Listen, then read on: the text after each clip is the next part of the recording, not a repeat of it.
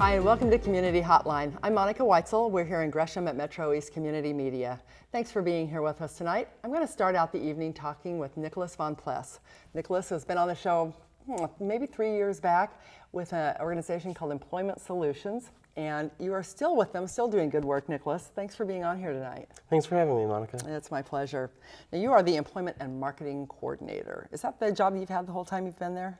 No, I started as an employment specialist, and in July, this was a job that was created in order to allow more opportunities to be in the community and meet with employers that are interested in signing on to our mission. Great. Well, then that was a great segue. Tell me a little bit about your mission. Why was Employment Solutions created, and what is it you do? Employment Solutions was created as a subsidiary of United Cerebral Palsy of Oregon and Southwest Washington, and our department, our mission is designed to empower people with developmental disabilities to live fuller, more independent lives by having community-based competitive jobs in the community. Yeah. Oh, that's right. It's something everybody should have. Everybody really has the right to that.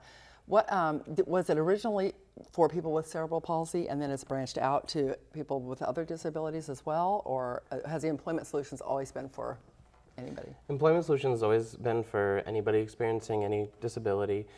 United Cerebral Palsy was formed back in the 50s in order to provide a support network for parents with children of cerebral palsy. Since then, it's just branched out to support everybody. Good, good. So how big of an organization is Employment Solutions? Well, let me put it this way. How many people do you have out in the community that you've actually placed at any one time? Is it like a handful of people? Since 2007, when we started, we have placed about, I would say about 150 individuals. Oh, that's pretty significant. That's pretty significant. Okay, so when you talk about somebody with a disability, give me an example of some of the kinds of disabilities we'd be talking about. Well, I'd be happy to share with you some of the pictures that we have. Well, why don't we take a look at them now, and then maybe you can, because you have some pictures of different folks that work for you. Yeah. And I'll bring them up on the screen. You can tell us what we're taking a look at here. Yeah, I think disabilities are, we focus more on abilities. Which makes sense, yes, it makes sense. Yeah, but on the screen is Dan at Sugar Wheel Works, and Dan worked really well in this environment because he's able to help a small shop. Jude, who owns the shop, she makes custom bicycle wheels. And what Dan does to help Jude focus on her precision work is counting out each spoke for each wheel. And then we have Derek right in the community at All About Automotive. Oh, wow. And yeah, right here in Gresham. He experiences a visual disability, and that sounds kind of dangerous in an auto garage, but there are so many controls in the garage already, such as brightly colored tape and padding around hard surfaces. So Derek's really able to navigate around there and provide a service that really benefits the business. Derek looks happy. Yeah. And we have people that work at New Seasons, Whole Foods, QFC. Going from working in the eating area to courtesy clerk positions and customer service, floral departments. Wow. And just as you said earlier, with employment being a right for everybody, a lot of the people in their jobs improve their lives by being able to live independently, being able to learn more responsibilities. One gentleman at Lowe's that'll come up here, he's now learned how to drive a forklift and got his certification. That's pretty impressive, yeah, that's great. And one young woman at QFC, by working there, she was able to meet her eventual husband. Oh, wow. Oh, wow, that's great. Well, yeah, everybody deserves to have a job, but it's going to be more difficult for some people than others. The people that hire the folks that you're representing, do they come to you, or do you go to them? How does that usually work? A lot of it is outreach to the employers from us. However, a really good job match is based on having a good relationship with each employer to really know what that employer needs and making sure that I have the right job seeker who has the skills and interests to be there for a long time. Right. So we have a lot of relationships, and so we get a lot of word of mouth referrals as well, that one employer is happy, so they tell their colleagues about the success we're having, and so that's really where we benefit and find more and more great jobs that Right. people stay in and people are satisfied. So right now, our retention rate for people still in their jobs is 93%. Oh wow, that's impressive. That's very impressive. I don't know what it is for anybody else, but that's pretty darn high. So do you work with the employers to figure out ways to deal with whatever kind of a disability they have? If it's a sight, a vision problem or something like that, do you make suggestions or ways that they can better accommodate that worker?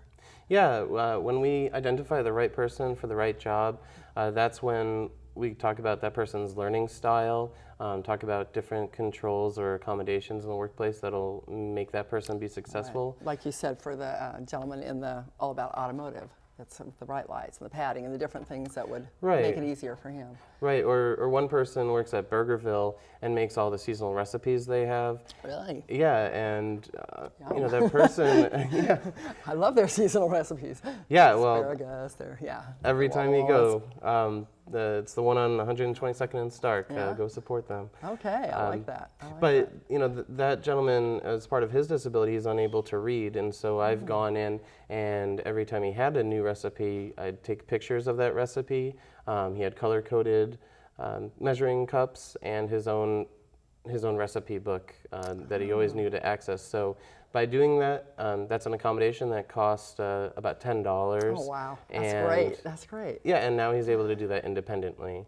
I can imagine that for somebody who maybe has never had their own, paying job, that is a huge boost to the confidence and independence. I mean, that can make a difference in somebody's life in a huge, huge way. Can you tell me about anybody that you've worked with who's really been affected by that, by getting a job? Well, like I said, there have been the gentleman at Lowe's who got his forklift certification and then also went a step beyond, and I helped him with his driver's manual, and so he got his permit, and then his foster parent helped him, with learning to drive, and so now he has his driver's license.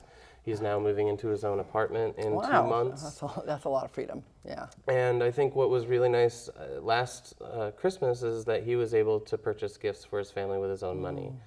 That's great, that's great.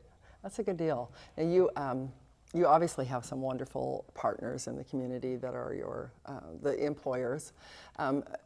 You honor them on a yearly basis, I understand. What exactly are you honoring them for when you do this? You have an award thing coming up. Tell me a little bit about that, Nicholas. Yeah, it's the Ability Aware Award Night. It's a way for us to bring together employers that we've partnered with over the last 2 years, and also for those employers to bring their colleagues to have them sign on to our mission. Oh, okay. And so Ability Aware is as a sign that we have. I brought an image of that as well, and it's a way for employers to show their commitment to their customers, that they're committed to hiring people with disabilities, because there's a statistic that shows that 92% of customers feel more favorable towards companies that hire people with disabilities. I think that's true. I definitely think that's true. So when somebody goes into this place of business, so there's like a sticker in their window or a placard or something that they have up saying that they are ability aware. We have all those things. Yeah. So that's good. So is there a way, if somebody wanted to, especially frequent businesses that hired people with disabilities, is there a way to provide that information? Do you know? I know like the Elders in Action. They have they have a directory of elder-friendly businesses. Is that available? Do you know for? That's something we're really in the process of right now. Really? Oh, Ability Aware just kind of launched as our campaign and our idea to get the word out, and so it's been mostly word of mouth.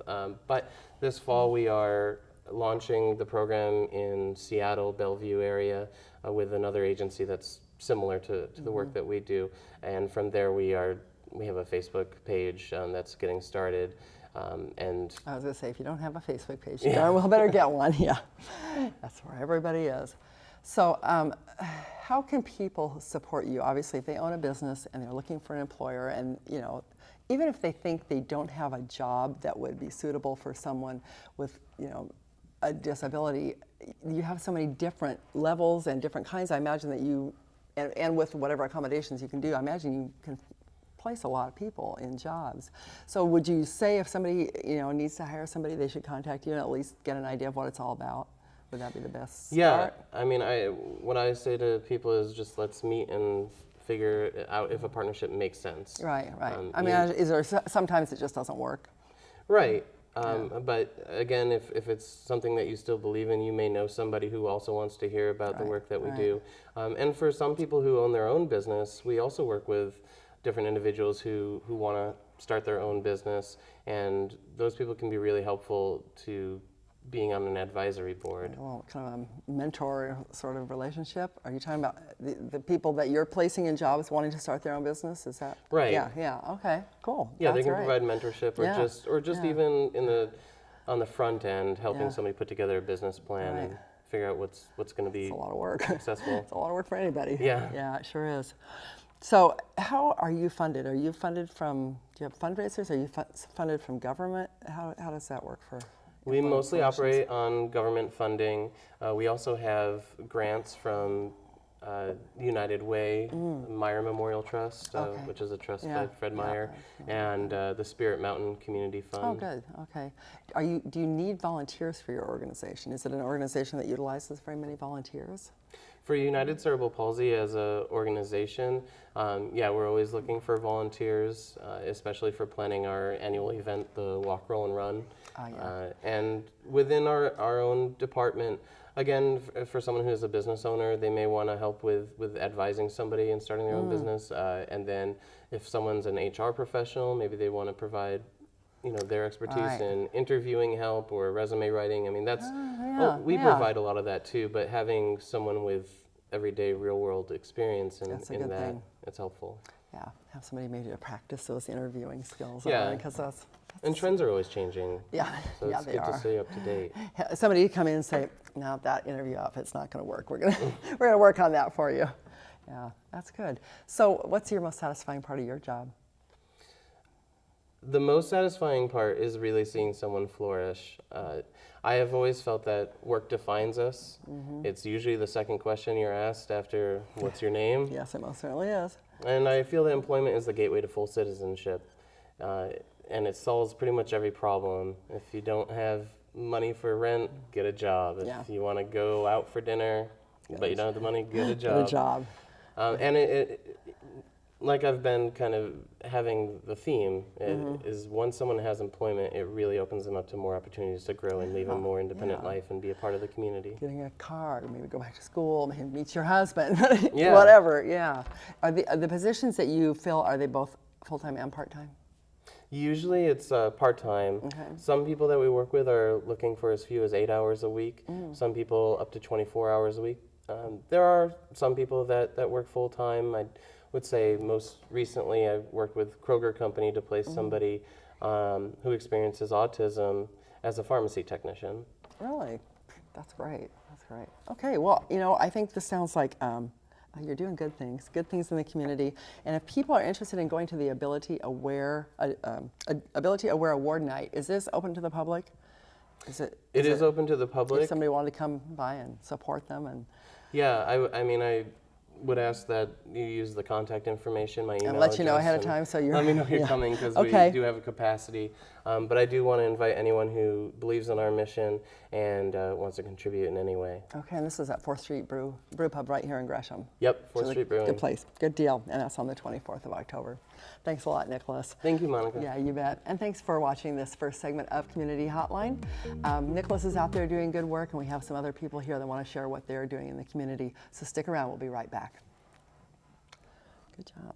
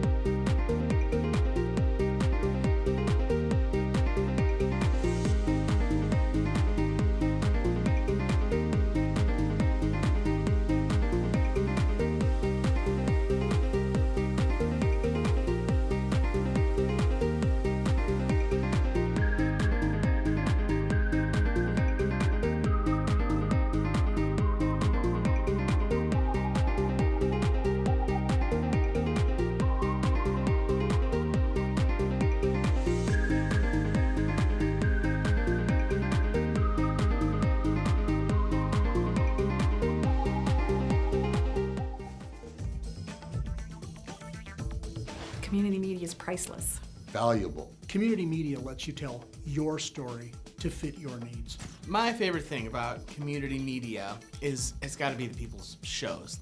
I think my favorite one is Karaoke Oli. Oh, Karaoke Oli's a good one. We sing live karaoke on TV for an hour. Hamster versus Monster. Nap time with kittens. Community media brings programming like Chambers of Commerce, the faith community. Psycho Chicken. Do you have any UFO shows? No, I wish we did. I would like one of those too. Yeah. Children's programs, high school sporting events, and of course the ubiquitous city council meetings. Only when we hear from folks in their own voices with their own stories can we truly connect.